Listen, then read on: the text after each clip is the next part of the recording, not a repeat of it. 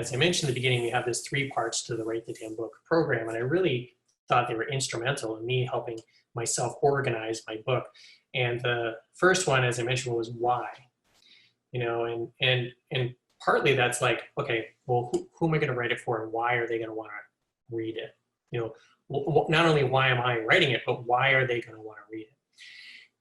And so with the film notes book, you know, part of the process of making a film is, well, if you are a indie person, you're probably going to be writing it, directing it, producing it, doing kind of all of that major creation stuff yourself.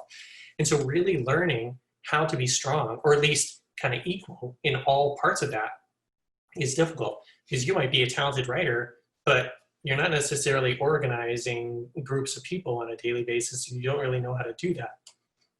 Or you might be really great at organizing. Maybe your day job is you're a manager, but you're not very creative. And so figuring out how to write a story and then direct it so it looks great on the screen is difficult for you.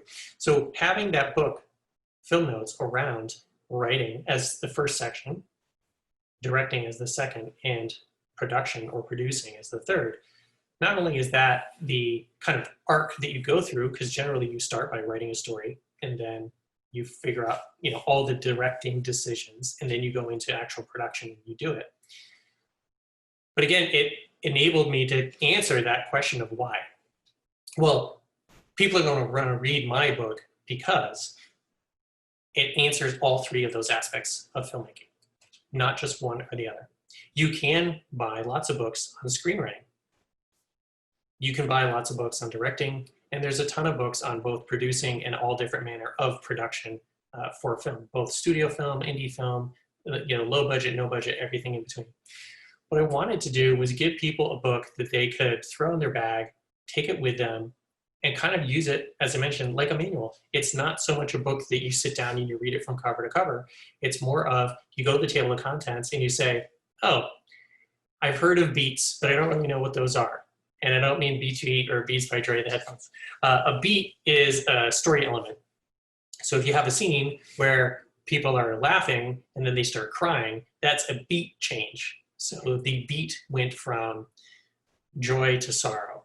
Or people are laughing and they're happy and then they start arguing. So your beat change is they went from, you know, happy to angry. If you don't know what that means, you may just be thumbing through the book and you're like, oh, beats, I'm just gonna read this section, I don't know what that is. Oh, that's really helpful. Or you might be stuck in the writing space.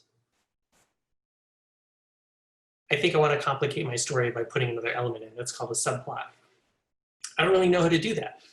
I'm just gonna pick the book up, go to the table of contents. Oh, he's got a section on subplots, well, I'll just go to that section. So you don't really need to read it in order. It's kind of like a choose your own adventure book. And I wanted that kind of loose, fun, conversational, like, it's like I'm sitting down and talking to you. But again, a lot of indie filmmakers, they don't have the time, they don't have the money to hire me as a professional and say, I'm gonna sit down with you for an hour a week or an hour a day, or I'm gonna hire you for a week straight to come in as a mentor, because I don't have the time or the money to do that. But instead, they can buy my book and they can read through it, and I can kind of mentor them through the conversation of them reading what I wrote.